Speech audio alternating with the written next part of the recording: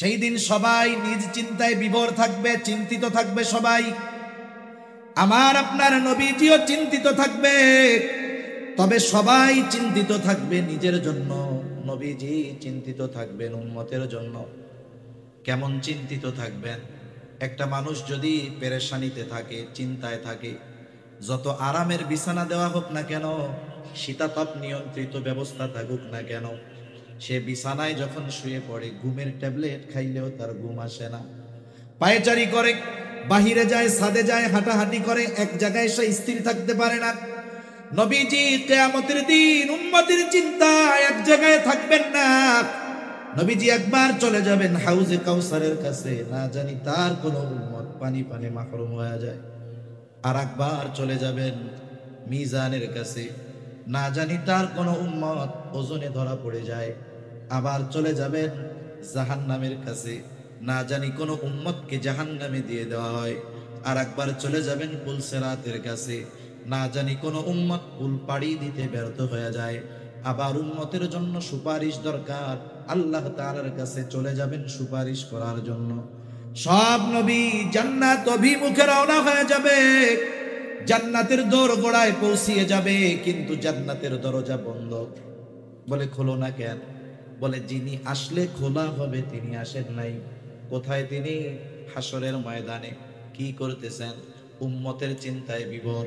বলে নবী ততক্ষণ পর্যন্ত জান্নাত অভিমুখে রওনা হবে না, যতক্ষণ না তার ওই উম্মত, যার অন্তরে যাররা পরিমাণ হলেও ঈমান ছিল, তার ব্যাপারে যতক্ষণ আল্লাহ তাআলার পক্ষ থেকে জান্নাতের নিশ্চয়তা না আসবে, ততক্ষণ পর্যন্ত আমার আপনার নবী নিজে জান্নাত অভিমুখে রওনা হবে না।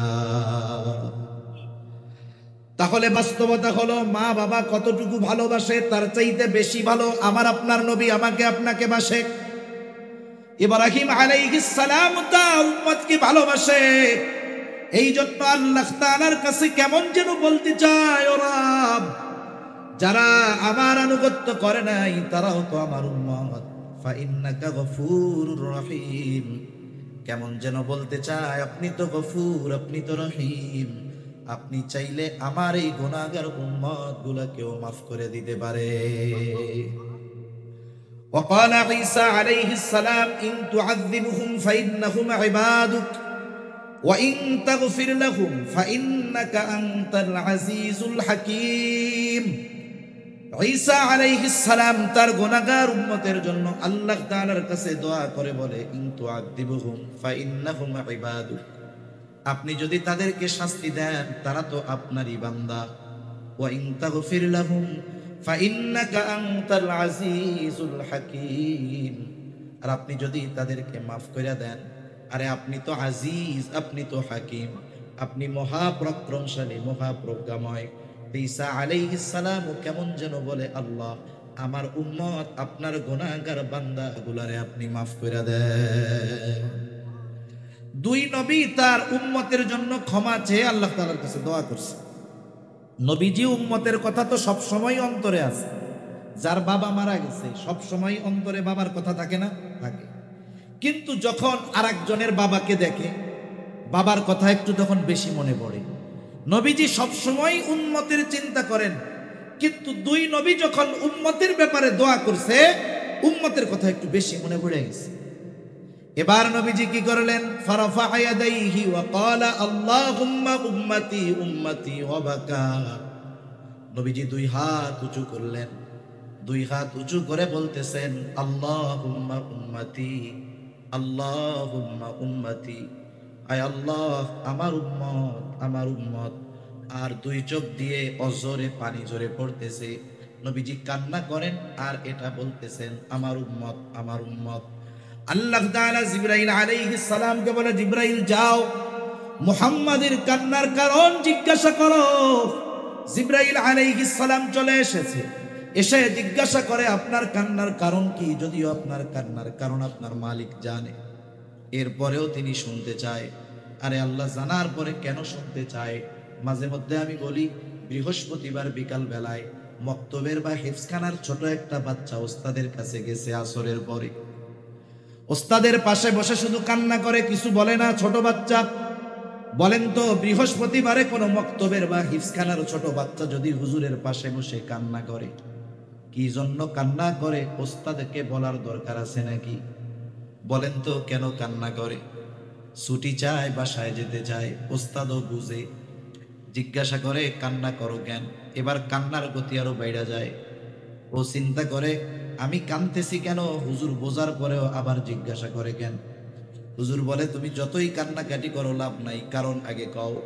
এইবার কান্না জড়িত কণ্ঠে ছেলেটা ওস্তাদের কাছে বলে, ওস্তাদ আমার আম্মাকে একটু দেখতে মন চায়, ছোট ভাইটাকে একটু দেখতে মন চায়, একটু ছুটি দেন, বাড়িতে যাব। ওস্তাদ এবার একটা হাসি দিয়া বলে, যাও, আগামীকাল মাগরিবের আগে চলে আসবা। এখন কথা হলো, ছাত্রের কান্নার কারণ জানার পরেও ওস্তাদ ছাত্রর মুখে শুনতে চায় কেন? বলে এটা হলো ওস্তাদ আর ছাত্রের মধ্যে মহব্বতের বহিঃপ্রকাশ। নবীজি কান্না করে কেন জানার পরেও কেন আল্লাহ শুনতে চায়? বলে এটা হলো আমার আপনার নবীর প্রতি আল্লাহ তাআলার ভালোবাসার বহিঃপ্রকাশ। উম্মতের ব্যাপারে সব কথা খুলে বলছে জিবরাইল আলাইহিস সালামকে। জিবরাইল আলাইহিস সালাম গিয়ে বলে, আল্লাহ আপনার হাবিবের কান্নার কারণ তার উম্মত। আল্লাহ তাআলা বলে, যাও আমার হাবিবকে মুহাম্মদকে গিয়া জানায় দাও, অচিরেই আমি তাকে তার উম্মতের ব্যাপারে সন্তুষ্ট করব, অসন্তুষ্ট করব না। আল্লাহ তাআলা কোরআনুল কারীমের মধ্যে সূরাতুদ দুহার মধ্যে বলেন, ওয়ালা সাউফা ইউতিকা রাব্বুকা ফাতারদা, অচিরেই আপনার রব আপনাকে এমন কিছু দিবেন যে আপনি খুশি হয়ে যাবেন। এই আয়াতের তাফসীরে এই হাদিসটা আসছে।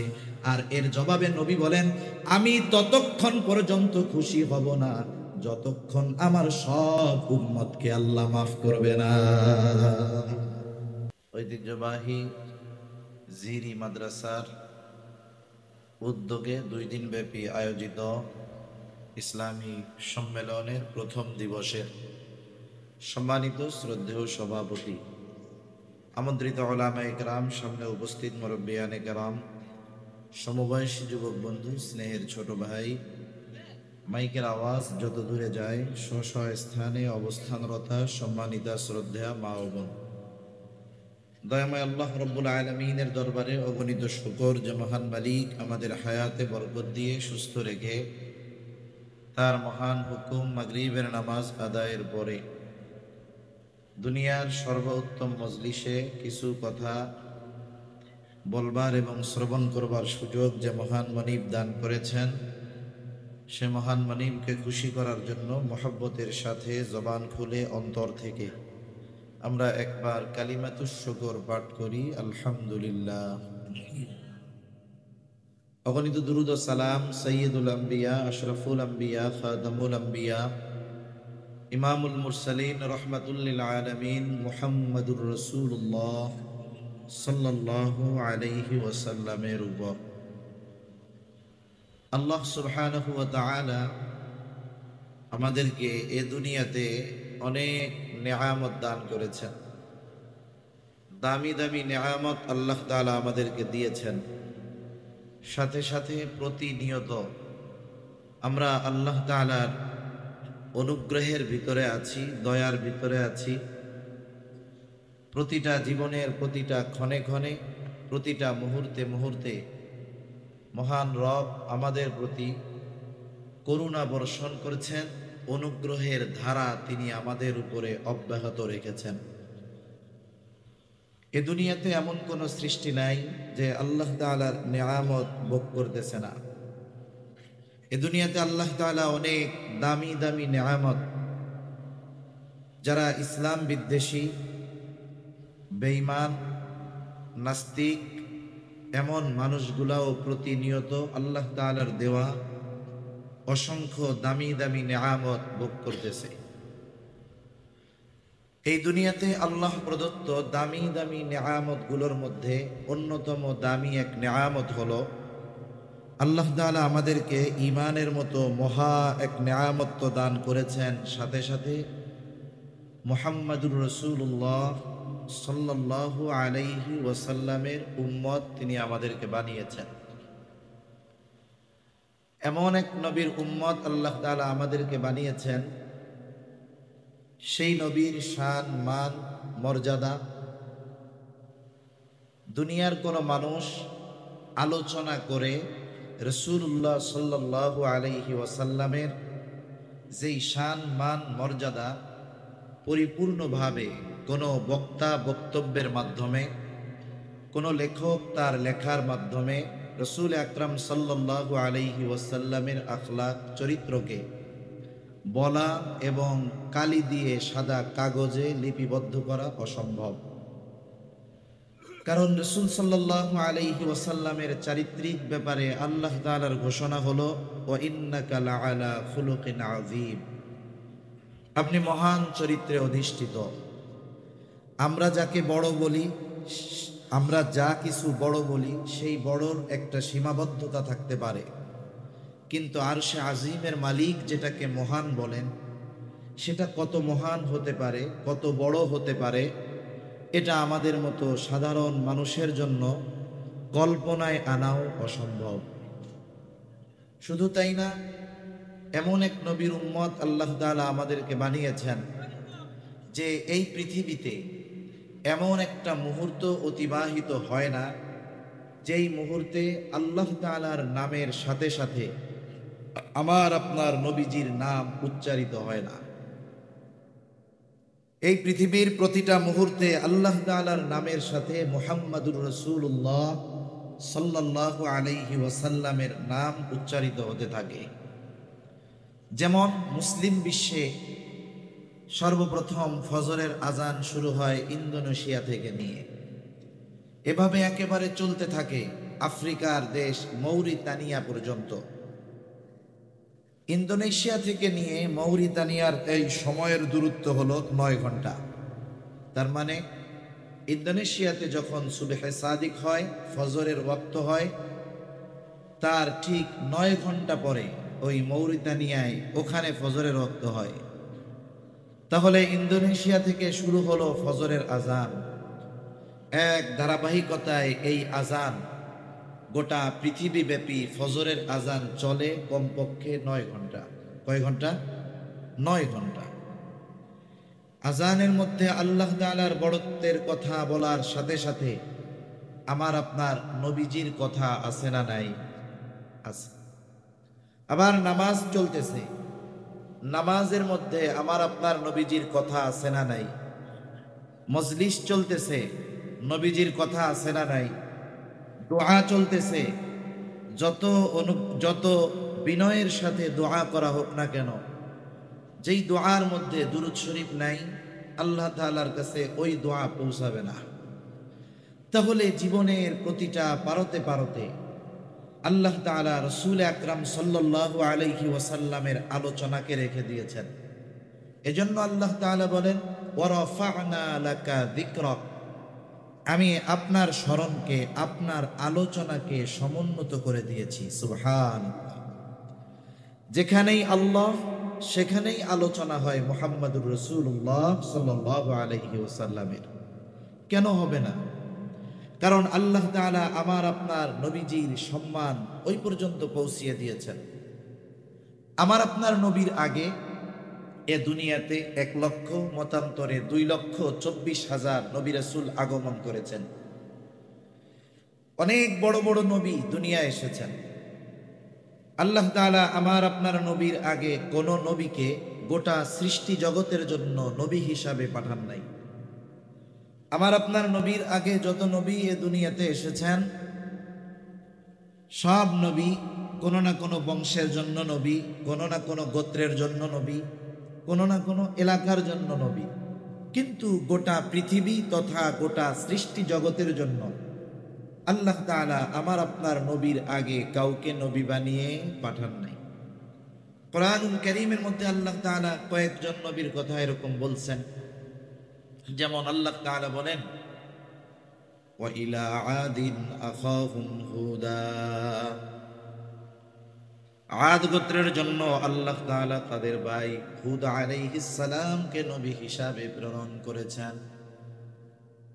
ওয়া ইলা সামুদা আখাহুম সালিহা, আল্লাহ তাআলা সামুদ গোত্রের জন্য তাদের ভাই সালেহ আলাইহিস সালামকে নবী হিসাবে প্রেরণ করেছেন।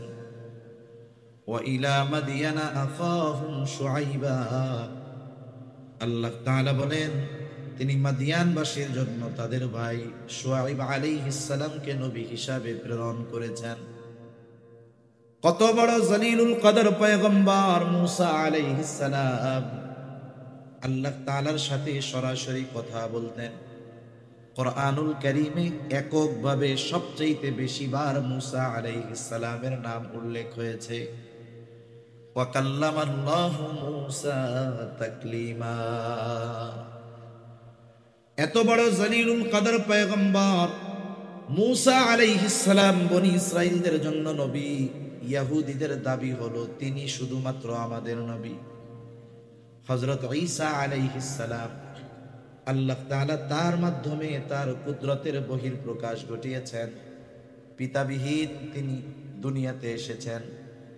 আল্লাহ তাআলা এমন কুদরত তার মাধ্যমে বহিঃপ্রকাশ করিয়েছেন। শুধু তাই না, যখন ঈসা আলাইহিস সালাতু ওয়াস সালাম মাতৃকোলে ছিলেন, দুগ্ধপোষ্য শিশু, যে কথা বলতে পারে না, কিছু বোঝে না, ওই অবস্থায় মুসা আলাইহিস সালামের জবান থেকে কথা বের করেছেন কে? আল্লাহ তাআলা মুসা ঈসা আলাইহিস সালামকে একেবারে সদ্য ভূমিষ্ঠ শিশু জবান খুলে দিয়েছে, মানুষের সামনে কথা বলছে। আদম আলাইহিস সালাতু ওয়াস সালাম আল্লাহ তাআলা বলেন খলাকতু বিয়াদাইয়া, আমি নিজের হাতে সৃষ্টি করেছি। আদম আলাইহিস সালামের ব্যাপারে আল্লাহ তাআলা বলেন তিনি মানব কুলের পিতা, কিন্তু সব মানুষের জন্য নবী না। ইব্রাহিম আলাইহিস সালাতু ওয়াস সালাম কত জলিলুল কদর পয়গম্বর, তিনি আমাদের নাম রেখেছেন মুসলমান, মুসলিম মিল্লাতের পিতা তিনি। আল্লাহ তাআলা বলেন মিল্লাতা আবিকুম ইব্রাহিম হুয়া সাম্মাকুমুল মুসলিমিন। তিনি সব মুসলমানদের পিতা, তবে সব মুসলমানের জন্য নবী না। কিন্তু আমার আপনার নবীর ব্যাপারে আল্লাহ তাআলা বলেন, আপনি বলেন কুল ইয়া আইয়ুহান নাসু ইন্নী রাসূলুল্লাহি ইলাইকুম জামিআ। আপনি বলেন আমি তোমাদের সকলের জন্য আল্লাহ তাআলার পক্ষ থেকে প্রেরিত রাসূল, প্রেরিত হয়েছি। তাহলে আমার আপনার নবী কোন গোত্র, কোন বংশ, শুধুমাত্র আরবের জন্য নবী নয়। আল্লাহ তাআলা জানিয়ে দেন আমার আপনার নবী হলেন সকলের জন্য নবী। এই সকলের জন্য নবী দ্বারা কি শুধু এই পৃথিবীবাসী তাদের জন্য নবী, বা শুধুমাত্র মানুষ? আমার আপনার নবী কি শুধু তাদের জন্য নবী? বিষয়টা এমন নয়, বরং গোটা সৃষ্টিকুলের সকলের জন্য নবী হলেন আমার আপনার নবী। নবীজির আগে সব নবীর নবুয়াতির একটা পরিব্যাপ্তি ছিল, এরিয়া ছিল, নির্দিষ্ট সীমানা ছিল, গণ্ডি ছিল। কারণ দেখা গেছে পৃথিবীতে এক সময় একাধিক নবী ছিলেন, পাশাপাশি এলাকায় তারা অবস্থান করতেন। কিন্তু আমার আপনার নবীজির নবুয়াতির পরিব্যাপ্তি কত দূর! আমার আপনার নবীজির নবুয়াতির পরিব্যাপ্তি হলো তত দূর, আল্লাহ তাআলার রুবুবিয়তের বিস্তৃতি যত দূর। তার মানে যেই জায়গার রব আল্লাহ, সেই জায়গার নবী রহমত মুহাম্মদুর রাসূলুল্লাহ। পবিত্র কোরআনুল কারীমের সর্বাধিক পাঠিত সূরা সূরা ফাতিহা। সূরা ফাতিহা এমন এক সূরা প্রত্যেক নামাজের প্রতি রাকাতে লাগে। ইমামের পেছনে যখন পড়া হয়, ইমামের কেরাতি, মুসল্লির কেরাত, তখন আমরা পড়ি না, তখন ইমামেরটা শুনি। একা যখন সুন্নাত পড়ি, নফল পড়ি, তখন প্রতি রাকাতে সূরা ফাতিহা নিজে পড়ি। সূরা ফাতিহার শুরুতেই আমরা বলি আলহামদুলিল্লাহি রাব্বিল আলামিন। সকল প্রশংসা আল্লাহর জন্য। আল্লাহকে বলে যিনি জগৎ সমূহের রব। আলম একবচন, আলামিন বহুবচন। তার মানে আল্লাহ তাআলা বলেন জগৎ একটা নয়, অগণিত জগৎ আছে। মহাকাশ নিয়ে যারা গবেষণা করে, মাঝে মধ্যে দেখবেন তারা বলে এত আলোকবর্ষ দূরে একটা নতুন গ্রহের সন্ধান পাওয়া গেছে, নতুন একটা আলম, নতুন একটা জগতের সন্ধান পাওয়া গেছে। গোটা পৃথিবীব্যাপী তোলপাড় সৃষ্টি হয়ে যায় যে পৃথিবীবাসী নতুন করে একটা স্থানের সন্ধান পেয়েছে, ওই জায়গায় মানব বসতি স্থাপন করা হবে। তাহলে নাসা যদি নতুন একটা আলম তথা জগতের সন্ধান পায়, গোটা পৃথিবীতে তোলপাড় সৃষ্টি হয়ে যায়। কিন্তু আল্লাহ তাআলা ১৫০০ বছর আগে আল্লাহ তাআলা কোরআনুল কারীম নাজিল করে জানিয়ে দিলেন যে শোনো, এই জগৎ শুধু একটা জগৎ এমনটা নয়, বরং এই পৃথিবী একটা জগৎ এমনটা নয়, বরং আরো অগণিত জগৎ যিনি সৃষ্টি করেছেন তিনি কে? অগণিত জগৎ।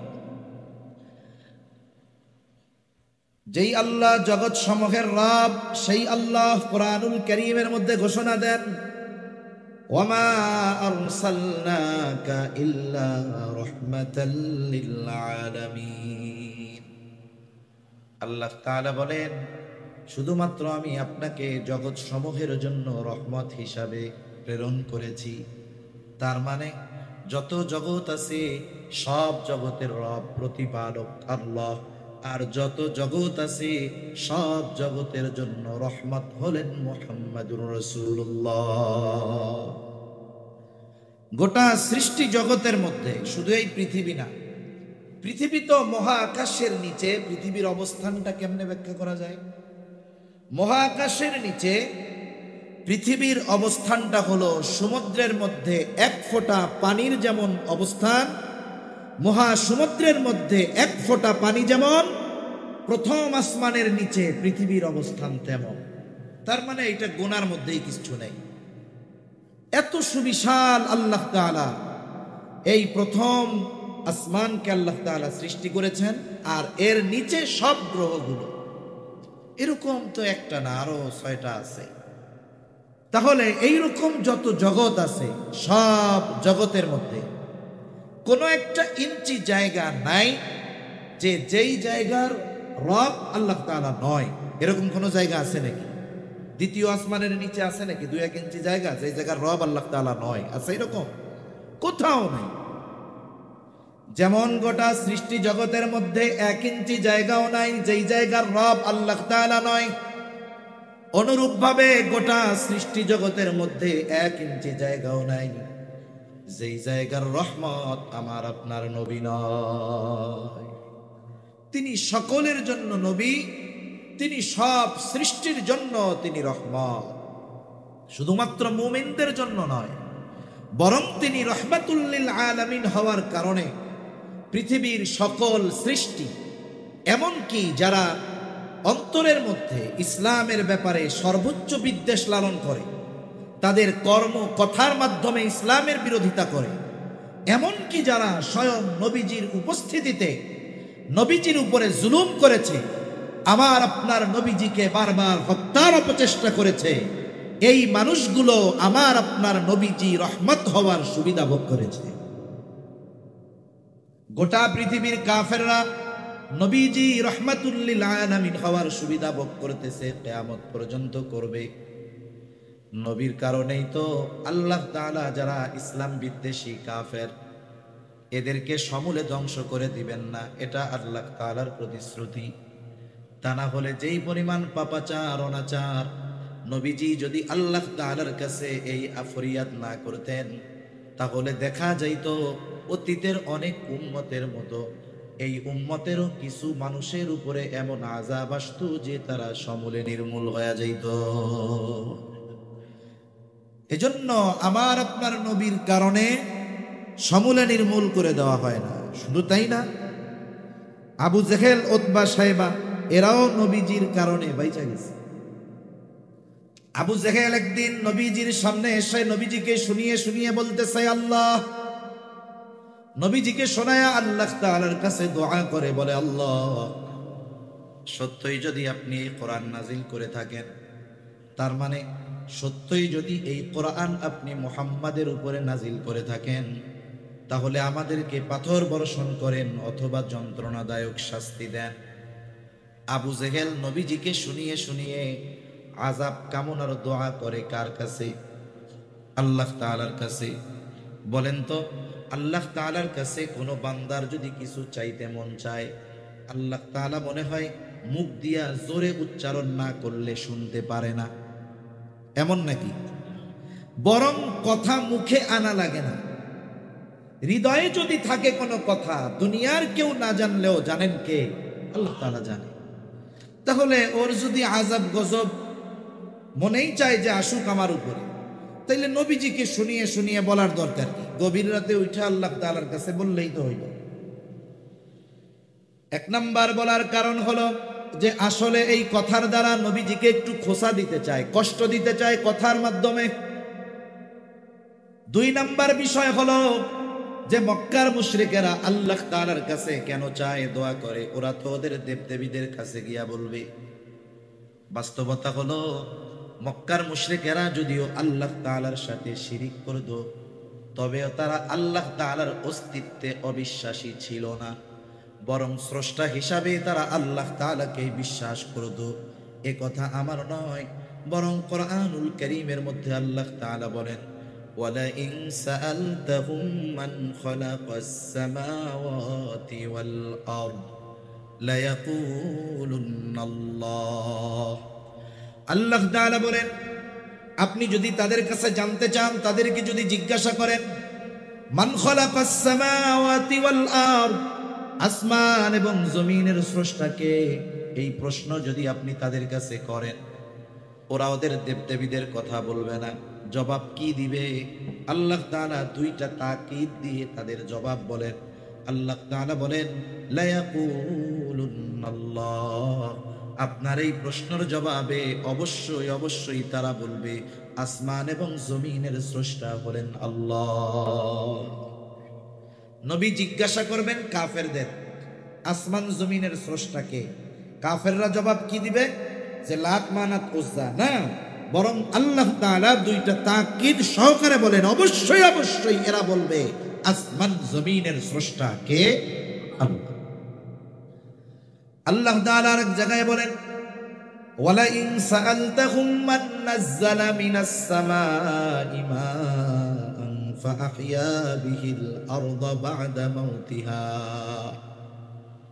আপনি যদি তাদের জিজ্ঞাসা করেন, মান নাযালা মিনাস সামাই মা, কে আসমান হতে বাড়ি বর্ষণ করে, পানি বর্ষণ করে?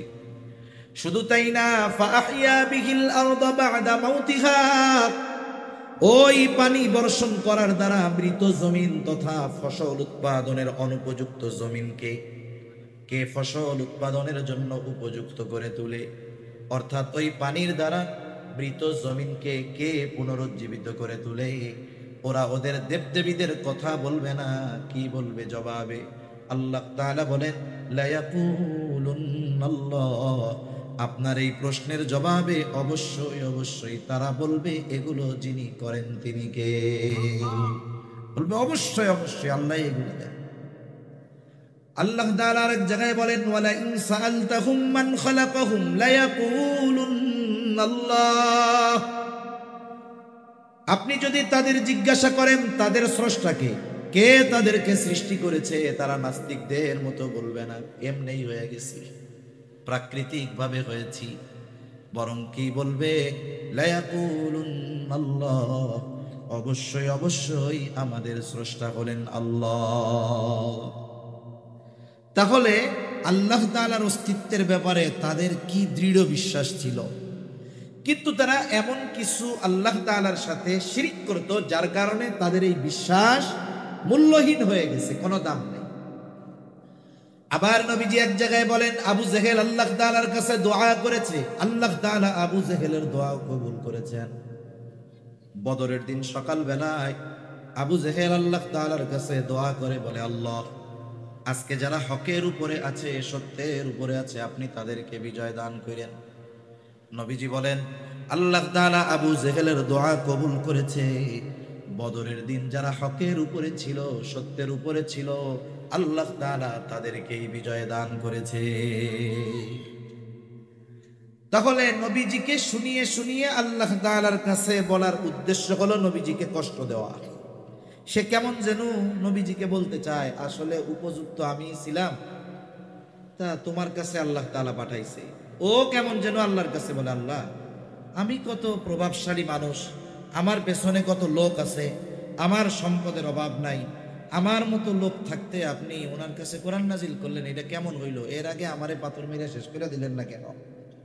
অনেক মানুষ আছে আর একজনের সাথে তার শত্রুতার প্রয়োজন নাই, তার প্রতিবেশী, তার বন্ধু, তার পরিচিত জনের উন্নতি অগ্রগতি, তার প্রতি তার অন্তরে হিংসার বীজ বপন করে দেয়, অটোমেটিক শত্রু হয়ে যায়। হয় কি হয় না? অনেক সময় তো মানুষ অনেকের উন্নতি দেখা বলে, এই লোকটার এই অবস্থা হইল, আরে আল্লাহ এই লোকটা এরকম হইল, এই দৃশ্য দেখার আগে, এ কথা শোনার আগে আমি মরলাম না কেন? এরকম বলে না অনেকে? এগুলো কি খবর শুনলাম, এগুলো শোনার আগে মরলাম না কেন? এই যে বলতেছে মরলাম না কেন বা আমার মরণ হলো না কেন, এ টাইমে যদি আজরাইল এসে বলে যে তোমার তো মরতে মন চায়, তাহলে আমার সাথে চলো, ও কি মরতে চাইবে নাকি? ও বলবে, দুরু মিয়া, আমি কি মরতে চাইছি? এমনি এমনি কইছি। তার মানে চিন্তা করেন, পরশ্রী কাতরতা, হিংসা কেমন এক রোগ যে এটার কারণে অনেক সময় মানুষ নিজের মৃত্যুও কামনা করে। এজন্য বুজুর্গদের সহবতে যাওয়া দরকার আমাদের, যাতে আমাদের এই অন্তরের রোগগুলো দূর হয়ে যায়। অন্তরের রোগ এটা জটিল এক জিনিস। যেমন পৃথিবীতে যত ভয়ানক রোগ আছে, মরণ ব্যাধি, দেখবেন এই মরণ ব্যাধি যে রোগগুলো, এই রোগগুলোর আলামত শরীরের বাহির অংশে প্রকাশ পায় খুব কম। হার্টের রোগ আপনি বাইরে কিছু দেখবেন না, ভিতরে ক্যান্সারের জীবাণু দেহ খেয়ে ফেলছে, বাইরে কিছুই টের পাওয়া যায় না। এই হিংসা হলো মানুষের ঈমান ধ্বংস করা, আমল ধ্বংস করার অন্যতম এক রোগ। এজন্য আল্লাহ তাআলার কাছে দোয়া করা, যারা এই রুহানি চিকিৎসক, অন্তর পরিশুদ্ধ করার চিকিৎসক, যারা হক্কানি বুজুর্গানে দ্বীনের সোহবতে গিয়ে আমাদের দিলগুলাওকে পরিষ্কার করা দরকার, ঠিক কিনা বলেন? তা আবু জেহেল এই কথা নবীজিরে শোনায় শোনায় বলতেছে, মানুষ যখন আমাকে আপনাকে কোনো কথা বলবে, তিরস্কার করে, খোঁচা মেরে, মানুষ হিসাবে স্বাভাবিক আমার আপনার খারাপ লাগতেই পারে, ঠিক কিনা বলেন? আবার অনেক সময় অনেক ভদ্র মানুষ আছে, মানুষ যদি তাকে তিরস্কার করে কিছু বলে চুপ করে থাকে। সবাই তো আর একরকম না। মনে করেন কতজন হুজুরদের বলে জঙ্গি, মোল্লা, মানুষের বাড়িতে খায়, এই করে সেই করে। দেখবেন কিছু মানুষ আছে শরীফ মানুষ, উনি খালি শুনে, কিছু বলে না, মাথা নিচু করে চলে আসে। আবার অনেক সময় অনেকে আছে যে তিনি খুব ভদ্র, সাথে আছে এক বন্ধু, এটা খুব চেতা। এখন ওই ভদ্র মানুষকে কেউ যদি তিরস্কার করে, সে যদিও কিছু না বলে, কিন্তু সাথে যে শক্তিশালী বন্ধু, সে চুপ করে বসে থাকে না, প্রতিবাদ করে বলে, মিয়া আমার বন্ধুটারে ভদ্র পাইছো এই জন্য কিছু কও না, আমারে বইলা দেখতা, সাইজ করে দিতাম, ঠিক কিনা বলেন? জাহেল, মূর্খ, অজ্ঞ কোন ব্যক্তিকে উদ্দেশ্য করে কিছু বলে, আল্লাহর বান্দা চুপ করে থাকে, এটা তার দুর্বলতা নয়। অনেক সময় চুপ থাকা, জবাব না দেওয়া, এটাই বড় প্রতিবাদ, ঠিক কিনা? এজন্য রহমানের বান্দাদের যত গুণাবলী আছে, এর মধ্যে একটা গুণ আল্লাহ তাআলা বলেন, ওয়াইদা খাতাবাহুমুল জাহিলুনা ক্বালু সালামা।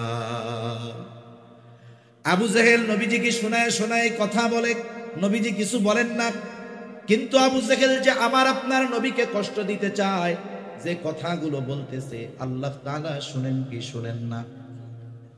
নবী ঠিক কিছুই বলেন নাই, কিন্তু আল্লাহ তাআলা জবাব পাঠায় দিলেন আমার আপনার নবীর জবান দিয়ে। আল্লাহ তাআলা বলেন, হাবিব, আসলে ওরা যা বলে, ওরা যা করে, ওরা যে শাস্তি কামনা করে, তার চাইতে কঠিন বিষয়ের উপযুক্ত দ্বারা, কিন্তু শাস্তির উপযুক্ত হওয়ার পরেও কেন আমি শাস্তি দেই না, শুনা নেন। আল্লাহ তাআলা বলেন, ওয়ামা কানাল্লাহু লিয়ুআযিবাহুম ওয়া আনতা ফীহিম। শাস্তি দেই না কেন? এটা আপনার সম্মানার্থে। আপনি যতক্ষণ তাদের মধ্যে আছেন, শুধুমাত্র আপনার সম্মানার্থে আমি তাদেরকে আযাব দেই না। তাহলে আবু জেহেল, উতবা, সায়েবা সহ এরা শাস্তির উপযুক্ত, শাস্তি পাওয়ার মতো কথা, কাজ সবকিছু করার পরেও আল্লাহ তাআলা আযাব কেন দেন নাই? বলে আপনি আছেন এই জন্য দেই নাই। কেন দেই নাই? বলে আপনি তো রাহমাতুল লিল আলামিন, আপনি আপনি এই পৃথিবীতে আছেন আর শাস্তি দেব, আযাব দিব, এটা হতে পারে না, কারণ আযাব আর রহমত একসাথে থাকতে পারে।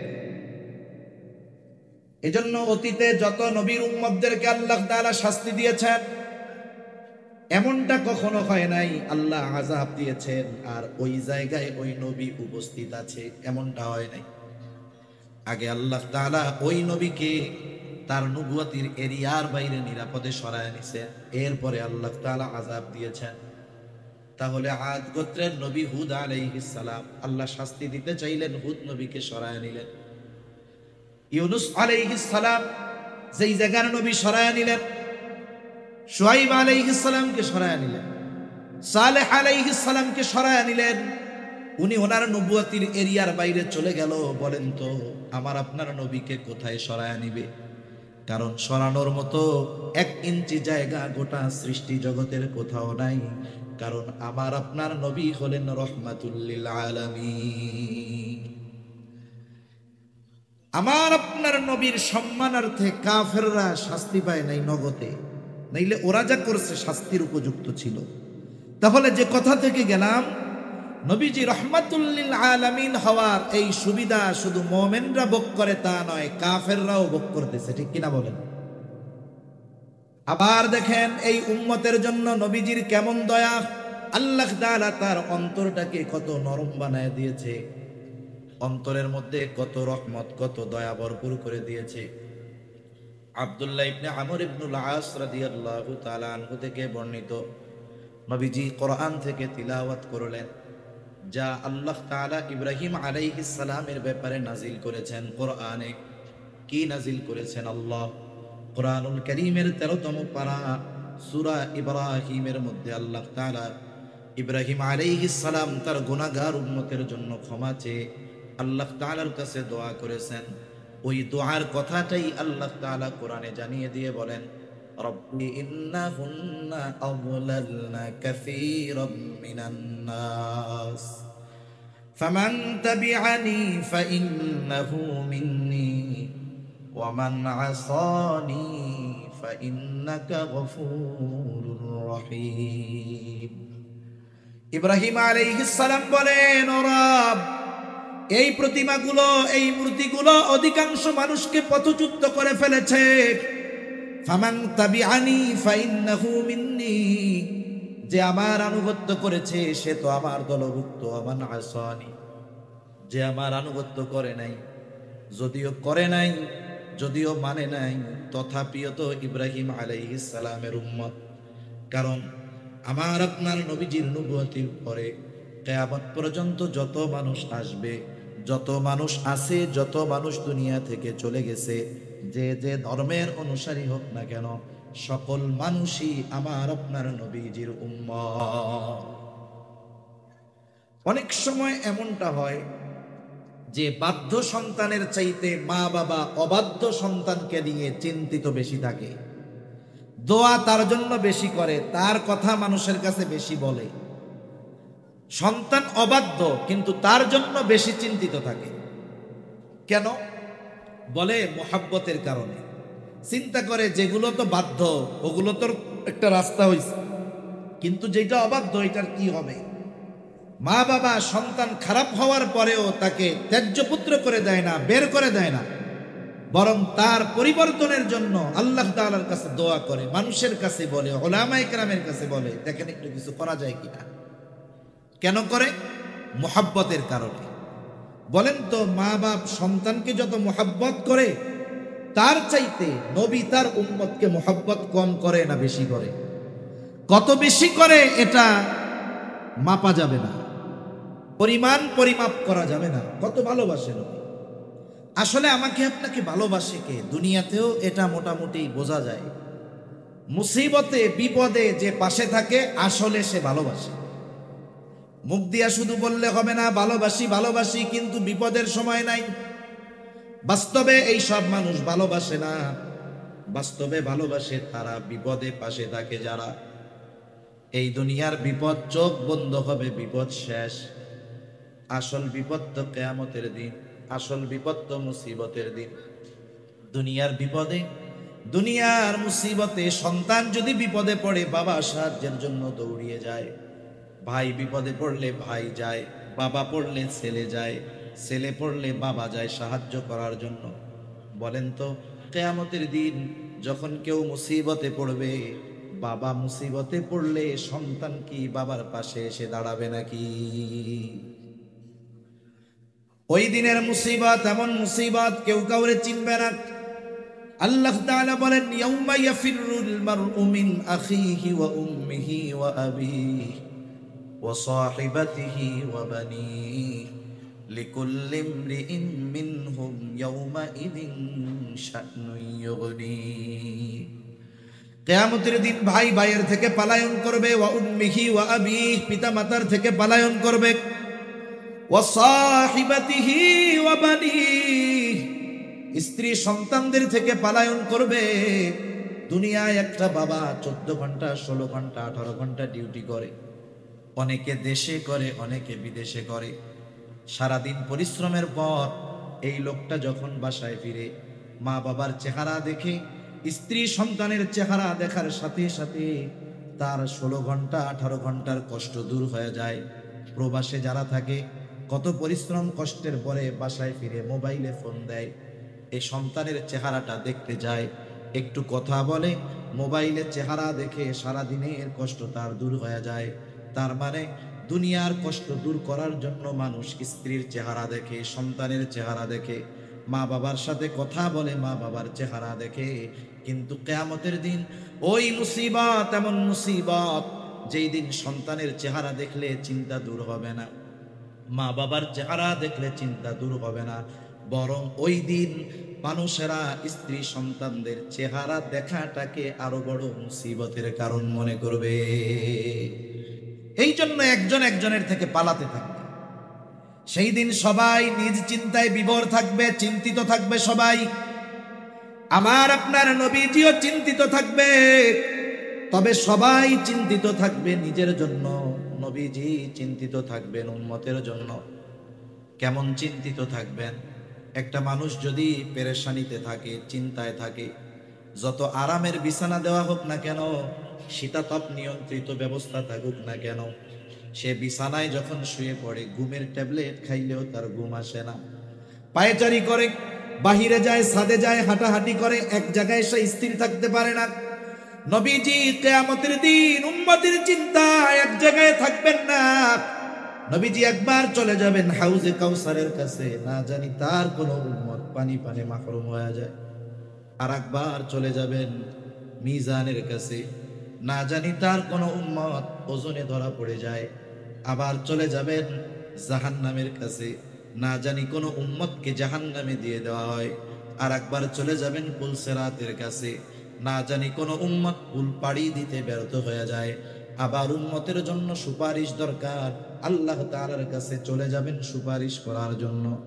সব নবী জান্নাত অভিমুখে রওনা হয়ে যাবে, জান্নাতের দোরগোড়ায় পৌঁছিয়ে যাবে, কিন্তু জান্নাতের দরজা বন্ধ।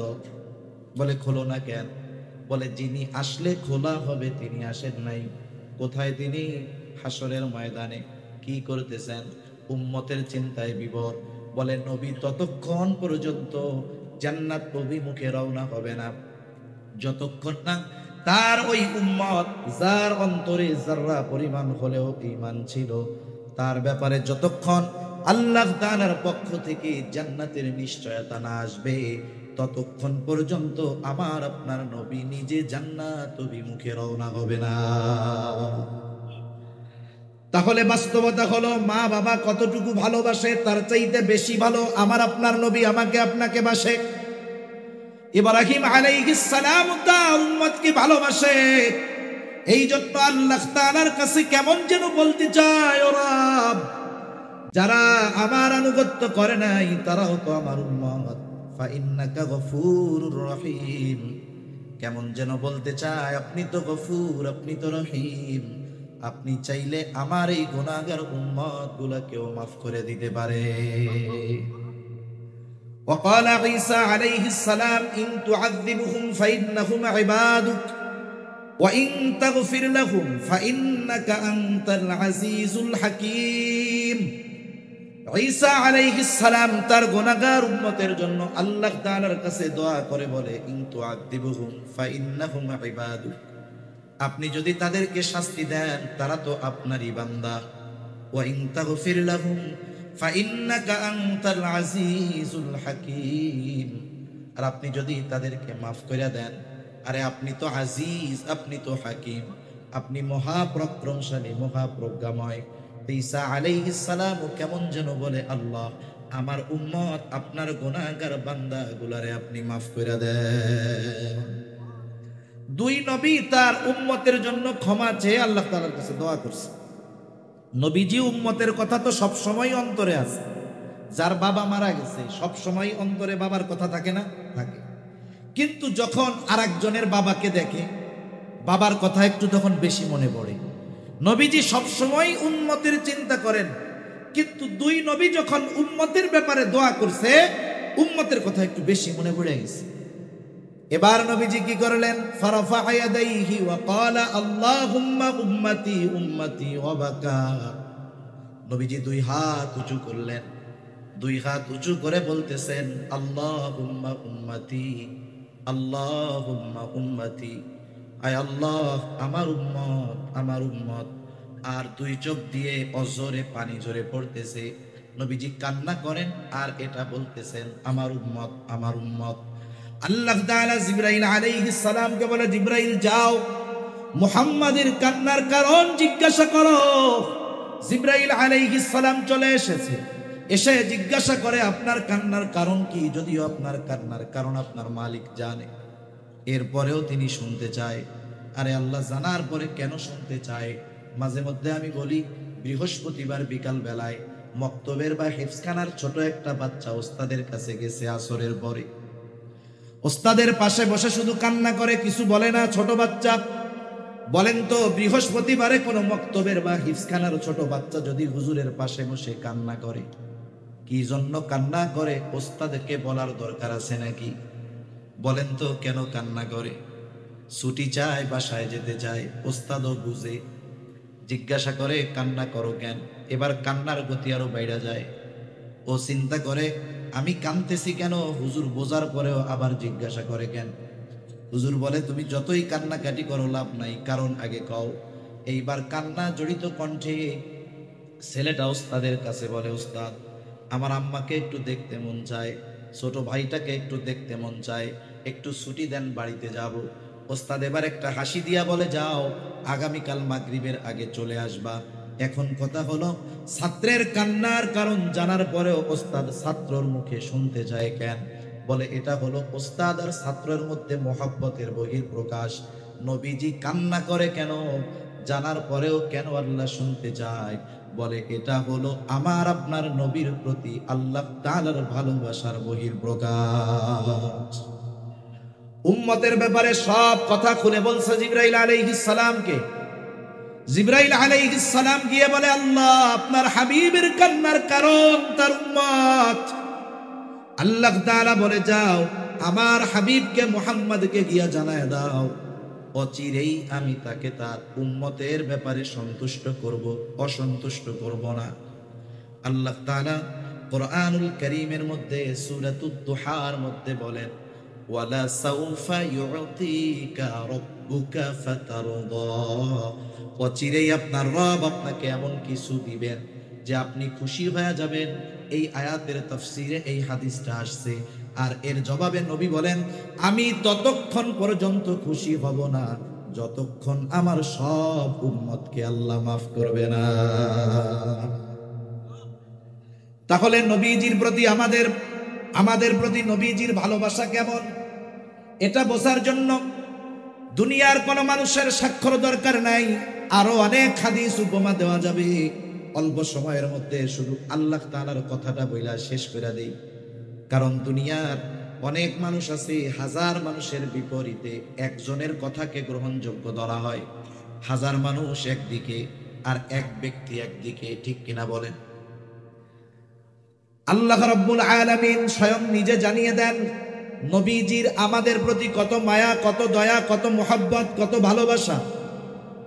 আল্লাহ তাআলা সেই কথা কোরআনুল কারীমের মধ্যে বলেন, লাকাদ জাআকুম রাসূলুম মিন আনফুসিকুম আজিজুন আলাইহি মা আনিতুম হারিসুন আলাইকুম বিল মুমিনিনা রাউফুর রহিম। আল্লাহ তাআলা বলেন, তোমাদের মধ্য থেকে তোমাদের জন্য এমন একজন রাসূল এসেছেন। কেমন সেই রাসূল? আল্লাহ তাআলা এক নাম্বার বলেন আজিজুন আলাইহি মা আনিতুম, তোমাদের জন্য যেটা কষ্টের সেটা তার জন্য কষ্টের। তার মানে তিনি হলেন সমব্যথী। তোমরা যেটাতে কষ্ট পাও তিনিও সেটাতে কষ্ট পায়। এটা আবার কেমন কথা? আমার হাত কেটে গেছে, আমার পা কেটে গেছে, হাত ভেঙে গেছে, কষ্ট তো আমি পাবো, আপনি কেমনে পাবেন? এই যে একজনের কষ্টে আরেকজন যে কষ্ট অনুভব করে, এটার মূল কালেকশন হলো মোহাব্বত, ভালোবাসা। মনে করেন একজনের ছোট বাচ্চা 2 বছর 3 বছর বয়স, 2 বছরের বাচ্চা গভীর রাত প্রচন্ড জ্বরাক্রান্ত, এতটা জ্বর গা ফেটে যায়, চোখগুলো টলমল করতেছে পানিতে, জ্বরের যন্ত্রণায় কষ্টে ছোট বাচ্চার জবান দিয়ে কষ্টের আওয়াজ বের হচ্ছে, আহ। গভীর রাত, দোকানও খোলা নাই, ডাক্তারের কাছে নেওয়ারও কোনো উপায় নাই। সন্তানের এত কষ্ট, পাশে বসে আছে তার মা বাবা। যাদের সন্তান আছে অনুধাবন করতে পারবেন। বলেন তো, জ্বরাক্রান্ত ওই শিশু বাচ্চা জ্বরের কারণে যত কষ্ট পায়, তার পাশে বসে থাকা সুস্থ মা বাবা সন্তানের চাইতে কষ্ট বেশি পায় না কম পায়? কম না বেশি পায়? যাদের বাচ্চা কাচ্চা নেই এরা তো এটা সহজে বুঝবে না, যাদের আছে এরা বুঝবে। তাহলে কষ্ট কেন পায়? অন্য মা বাবা তো পাবে না, উনরা কেন পায়? বলে সন্তান তো মোহাব্বতের কারণে, ওর কষ্ট মা বাবার কষ্টের কারণ হয়। যেই মা বাবা সন্তানের কষ্টে কষ্ট পায় মোহাব্বতের কারণে, বলেন তো সেই উম্মতের কারণে নবী কষ্ট কেন পাবে না? সন্তানকে মা বাবা যত ভালোবাসে তার চাইতে অগণিত গুণ বেশি ভালো নবী তার উম্মতকে বাসে। আল্লাহ তাআলা সেই জন্য বলেন তিনি হলেন আজিজ, সমব্যথী। 2 নাম্বার, আল্লাহ রাব্বুল আলামিন বলেন হারিসুন আলাইকুম, তিনি তোমাদের জন্য কল্যাণকামী। তবে মুমিনদের জন্য আল্লাহ তাআলা নবীজিকে বিশেষ অনুগ্রহ বলে অভিহিত করেছেন। আর এক জায়গায় আল্লাহ তাআলা বলেন লাকাদ মান্নাল্লাহু আলাল মুমিনিনা ইদ বাআসা ফীহিম রাসূলাম মিন আনফুসিহিম, যে আল্লাহ তাআলার বিশেষ অনুগ্রহ মুমিনদের উপর যে তিনি তাদের মধ্য থেকে তাদের জন্য একজন রাসূল পাঠিয়েছেন। এই জন্য নবী মুমিনদের জন্য স্পেশাল অনুগ্রহ।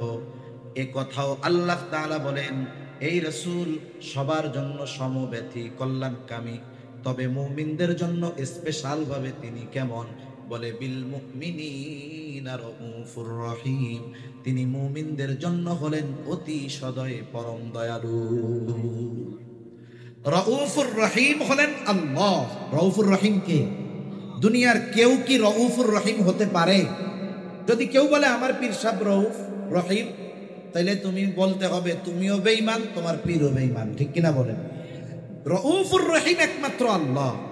ওই রাউফুর রহিম আল্লাহ, অতি সদয় পরম দয়ালু ওই মালিক নবীজির তার মুমিন উম্মতদের প্রতি কেমন দয়া, মায়া, মোহাব্বত, ভালোবাসা, এটা বোঝানোর জন্য স্বয়ং নিজের গুণবাচক শব্দ আমার আপনার নবীজির সাথে আল্লাহ ব্যবহার করেছেন। সুবহানাল্লাহ। এই কথার দ্বারা এতটুকুই বোঝা যায় যে আসলে আমার আপনার নবীর উম্মতের প্রতি কেমন মায়া। শুধু যে মুমিনদের প্রতি নবীজির এই মায়া ছিল তা নয়, গোটা সৃষ্টি জগতের সকল মখলুকের প্রতি নবীজির মায়া ছিল, দয়া ছিল, ঠিক কিনা বলেন? এজন্যই তো আল্লাহ তাআলা আমার আপনার নবীকে রহমাতুল লিল আলামিন হিসাবে অভিহিত করেছেন। আমাদের প্রতি নবীজির যেই মোহাব্বত, এই মোহাব্বত আমাদেরকে অনুধাবন করতে হবে। এই মোহাব্বত যদি কেউ অনুধাবন করতে পারে, ওই ব্যক্তি নবীর ব্যাপারে কোনো কটূক্তি, নবীর ব্যাপারে কোনো বেয়াদবিমূলক আচরণ, যারা নবীর মোহাব্বতকে অনুধাবন করতে পারে তারা নবীর প্রতি কোনো ধরনের অশালীন আচরণকে মেনে নিতে পারে না, জীবন দিয়ে হলেও এগুলোর প্রতিবাদ করে। ঠিক কিনা বলে? আল্লাহ তাআলা আমাদের সকলকে নবীজির আমাদের প্রতি মুহাব্বতকে অনুধাবন করে আমাদেরকেও আমাদের জীবনের চাইতে নবীজিকে বেশি মুহাব্বত করার তৌফিক আল্লাহ তাআলা দান করেন। সকলে বলি আমিন। ওয়া আখিরু দাওয়ানা আনিল হামদুলিল্লাহি রাব্বিল আলামিন। আসসালামু আলাইকুম ওয়া রাহমাতুল্লাহি ওয়া বারাকাতুহু।